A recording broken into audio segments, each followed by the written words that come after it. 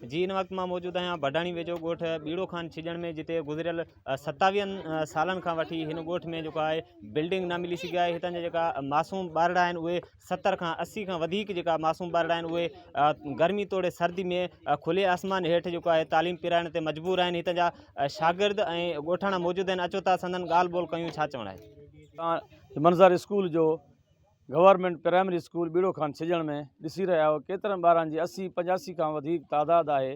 केतिरा साल थिया आहिनि, 30-35 साल जे वेझो साईं कोई बिल्डिंग न तामीरात न थी आहे, न कोई छपरो मिलियो आहे। हीउ छपरो जेको ॾिसो था तव्हां, इहो असां पंहिंजे पैसनि ते ॻोठ वारनि चंदो करे ठाहिरायो आहे उस गर्मी जे लाइ, ॿारनि जी जीअं मुस्तक़बिल सुठे नमूने हली सघे। नंढड़ा ॿार मासूम नियाणियुनि जा ॿार आहिनि, नंढड़ा ॿार आहिनि।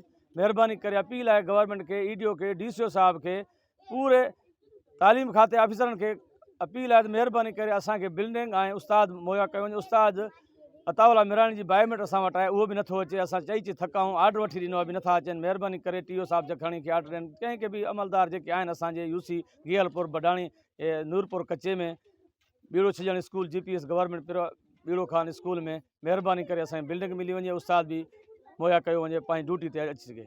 बिस्मिल्लाहिर्रहमानिर्रहीम। असांजे ॻोठ में न स्कूल आहे, न ॿार 80 ॿार आहिनि, न उस्ताद आहे। उस्ताद बि आहे बि न ईंदो आहे।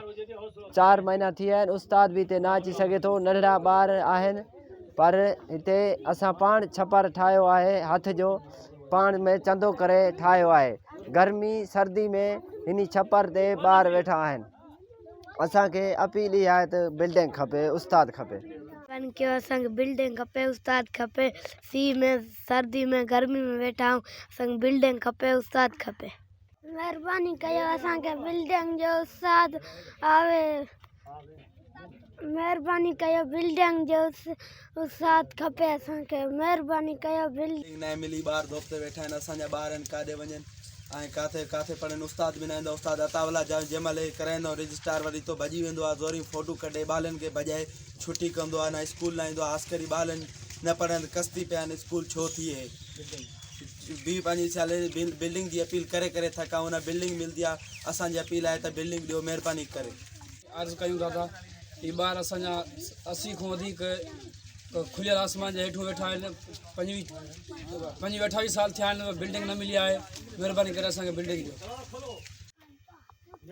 जी तव्हां शागिर्दनि ऐं रहवासियुनि जूं ॻाल्हियूं ॿुधियूं। हुननि जो चवणु आहे त हीउ स्कूल जेको आहे गुज़िरियल 27 सालनि खां वठी हिन महिल ताईं हिन स्कूल खे बिल्डिंग न ॾिनी वई आहे। हितां जो जेको उस्ताद आहे उहो 4 महीननि खां वठी हिते स्कूल पढ़ाइणु नथो अचे। हुननि DC कश्मीर ऐं ॿियनि वस वारनि खे अपील कई आहे त ख़ुदारा नोटिस वठी हितां जो जेको स्कूल उस्ताद आहे उनखे जेको आहे मुक़ररु कयो वञे ऐं बिल्डिंग ॾिनी वञे। कैमरामैन फरहान भुट्टे सां गॾु सदरुद्दीन भुट्टो, जेकब न्यूज़ भडाणी।